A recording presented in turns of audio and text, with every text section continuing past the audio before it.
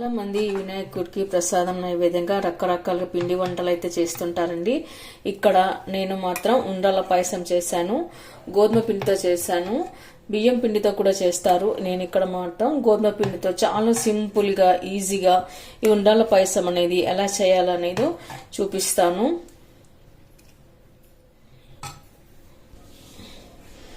Okay అండి, చూసారుగా వినాయకుడి నైవేద్యం అయితే ఇప్పుడు మనం ఎలా చేయాలో చూద్దాము.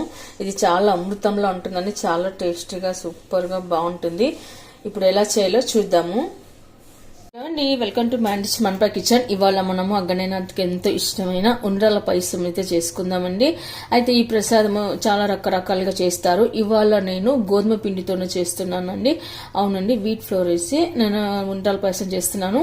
ఈ నైవేద్యం ఎలా చేస్తానని ఎక్కడ వీడియోలో స్కిప్ చేయకుండా మొత్తం చివరి దాకా చూడండి. ఇక్కడ నేను 1 కప్ వరకు గోధుమ పిండి తీసుకున్నాను.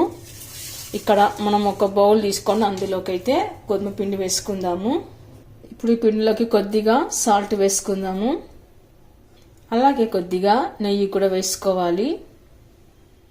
ఆ తర్వాత ఇప్పుడు ఒకసారి బాగా కలిపేసి పెట్టుకుందాము. ఉప్పు నెయ్యి అంతా పిండిలో అంతా కలిసిపోయేట్లాగా మనం ఇప్పుడు కలుపుకొని పెట్టుకోవాలి. ఆ తర్వాత కొద్దిగా పాలు వేసుకుంటూ మనం పిండిని కలుపుకోవాలి. పాలు కానీ నీళ్ళు కానీ ఏదైనా వేసుకోవచ్చండి. నేను మాత్రం ఇక్కడ కొద్దిగా మిల్క్ వేసుకుంటూ పిండిని చపాతి ముద్దలాగా కలుపుకొని పెట్టుకుంటాను. ఇలా కొద్దిగా మిల్క్ వేసుకుంటూ కలుపుకొని పెట్టుకోవడం. మిల్క్ వేయడం వల్ల ఏమంటే మంచి టేస్ట్ వస్తుంది అన్నమాట. ఉండ్రాలకి బాగా మంచిగా టేస్ట్ వస్తుంది. ఇలాంతా వేసి మనం కలుపుకొని పెట్టుకోవాలి. మీకు వద్దనుకుంటే వాటర్ వేసైనా సరే కలుపుకోవచ్చు, కానీ అంత టేస్ట్గా అయితే రాదు ఉండ్రాలకి. మొత్తం ఇలాంతా కలుపుకొని పెట్టుకోవాలి. ఇలాంతా కలుపుకొని పెట్టుకున్న తర్వాత చేతికి కొద్దిగా ఆయిల్ అప్లై చేసుకోవాలండి. ఆయిల్ వేసుకొని మళ్ళొకసారి పిండిని బాగా కలుపుకొని పెట్టుకోవాలి.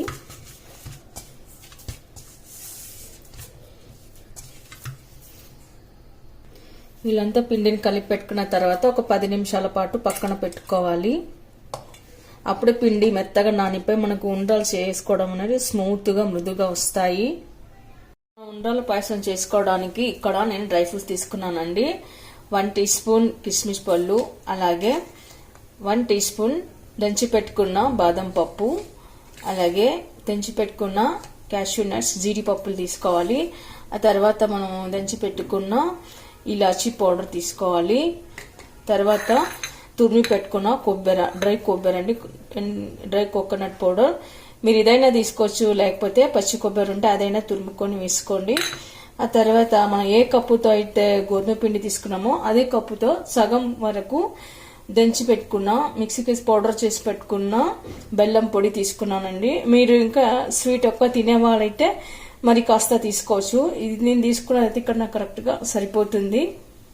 10 మినిట్స్ తర్వాత మనం ఇప్పుడు పిండిని తీసుకొని మొత్తం ఒక్కసారి ఇలా అనుకోవాలండి. చూడండి, బాగా మెత్తగా అయితే పిండి నానిపోయింది. ఒకసారి ఇలా అనుకొని మనం ఇప్పుడు పిండిలో నుంచి చిన్నగా ఉండలుగా తీసుకోవాలి. మీకు ఎంత సైజు కావాలంటే అంత తీసుకొని ఇంత సైజుగా ఉండ్రాలు అయితే చేసుకోవాలి. ఇలా మొత్తం రౌండ్గా చేసుకొని పెట్టుకోవాలి.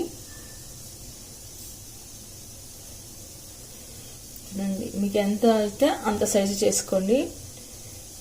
ఇలాగే అన్ని ఉండ్రాలు మనం చేసుకొని పెట్టుకుందాము.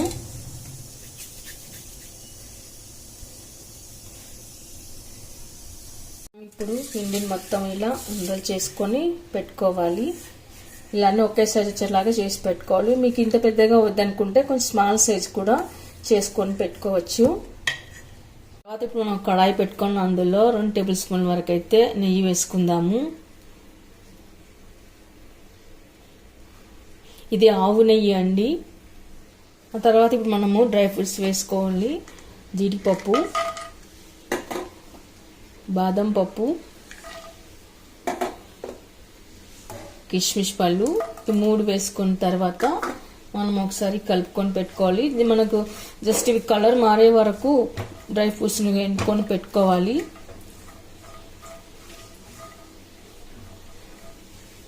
ఆ తర్వాత ఇప్పుడు మనము ఒక కప్పులోకి ఎత్తుకొని పెట్టుకుందాము. డ్రై ఫ్రూట్స్ మొత్తం ఇలా కప్పులోకి తీసుకొని అయితే పెట్టుకోవాలి. తర్వాత మనము అదే కడాయిలో అందులోనే మనము ఇప్పుడు చేసి పెట్టుకున్న ఉండ్రాలను ఒక్కొక్కటిగా వేసి కాల్చుకోవాలి. ఇలా అన్నీ ఒకేసారి పెట్టేసుకొని కొద్దిగా పిండి కలర్ మారే వరకు మనం కలుపుకొని పెట్టుకోవాలి.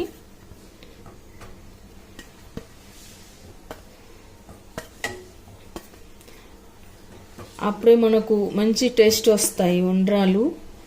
ఇలాంతా వేసి పెట్టుకున్న తర్వాత ఇట్లంతా నెయ్యి అంతా అంటేలాగా కలుపుకొని పెట్టుకుందాము. తర్వాత ఈ కొద్దిగా పైన స్కిన్ కలర్ మారుతుంది. ఉండ్రాలకు పైన కొద్దిగా మనం కలర్ మారే వరకు కలుపుకొని పెట్టుకోవాలి.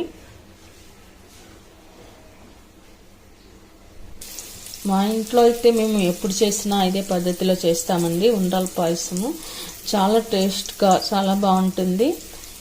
పిండి ఉడకదు అనుకుంటారు కొందరు, కానీ లోపలంతా పిండి మంచిగా బాగా ఉడికిపోతుంది.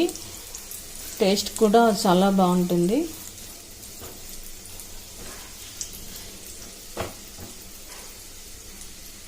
పిండి ఉండలు అనేది ఇలా కాస్త కలర్ మారిన తర్వాత మనము ఒక ప్లేట్లోకి అయితే తీసి పెట్టుకుందాము. పిండి ఉండలని కాస్త ఇలా విచ్చుకోవాలని, ఇలా విచ్చుకుంటేనే మనకు నెయ్యి లోపల దాకా పోతుంది. ఉండలు కూడా మంచిగా టేస్ట్గా బాగుంటాయి. అదే కడాయిలో గ్లాస్ వరకు అయితే పాలు వేసుకోవాలి. ఆ తర్వాత ఒక గ్లాస్ పాలు, ఒక గ్లాస్ నీళ్ళు వేసుకోవాలి.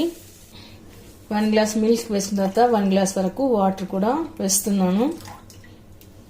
మనం పాలు మరిగే వరకు 1 టేబుల్ స్పూన్ అయితే బియ్యం పిండి వేస్తున్నాను అండి. రైస్ ఫ్లోర్ వేసుకోవాలి. ఆ తర్వాత మనం కొద్దిగా వాటర్ వేసుకుంటూ పిండిని ఉండలేకుండా కలుపుకొని పెట్టుకోవాలి.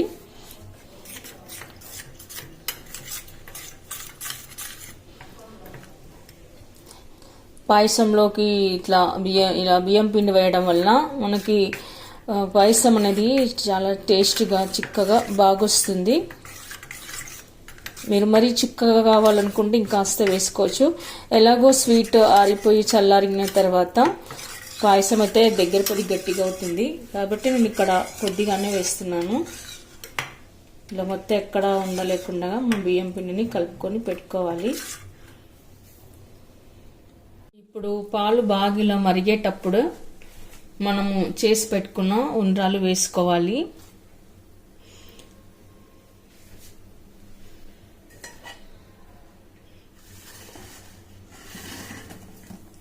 ఇవి కాస్త బాగా ఉడకాలన్నమాట. పాలల్లో మనకి ఉండ్రాలు బాగా ఉడకడం వల్ల టేస్ట్ బాగుంటుంది. లోపల పిండి ఉండకుండా బాగా ఉడికిపోయి పాలనంతా పీల్చుకొని ఉండాలనేవి బాగా టేస్ట్ రావడం జరుగుతుంది. ఇలా కాసేపు ఉడికించుకుందాము. పిండి ఉండాలి. ఇలా కాస్త ఉడికిన తర్వాత మనము తురిమి పెట్టుకున్న బెల్లం వేసుకోవాలి. ఇప్పుడు బెల్లం అంతా కరిగిపోయేట్లాగా కలుపుకొని పెట్టుకోవాలి.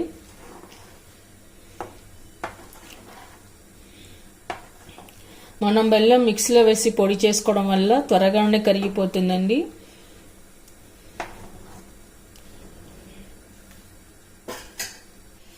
తర్వాత ఇప్పుడు మనము కలిపి పెట్టుకున్న బియ్యం పొడి నీళ్ళు వేసుకోవాలి.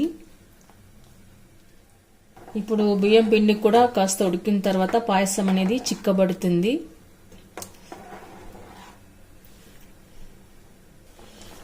ఉండ్రాలు అనేవి బాగా ఉడికిపోయి ఇలా పాయసం కాస్త చిక్కబడాలి. కాస్త చిక్కబడితే సరిపోతుంది.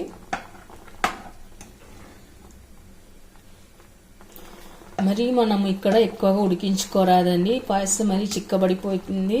చల్లారిన తర్వాత గట్టిగా అవ్వడం జరుగుతుంది. కాబట్టి ఇదే కరెక్ట్ పర్ఫెక్ట్గా అయిందనమాట. ఇప్పుడు మనం డ్రై ఫ్రూట్స్ వేసుకుందాము. మనం వేయించి పెట్టుకున్న డ్రై ఫ్రూట్స్ వేసుకోవాలి. ఆ తర్వాత మనం తురిమి పెట్టుకున్న కోకోనట్ పౌడర్,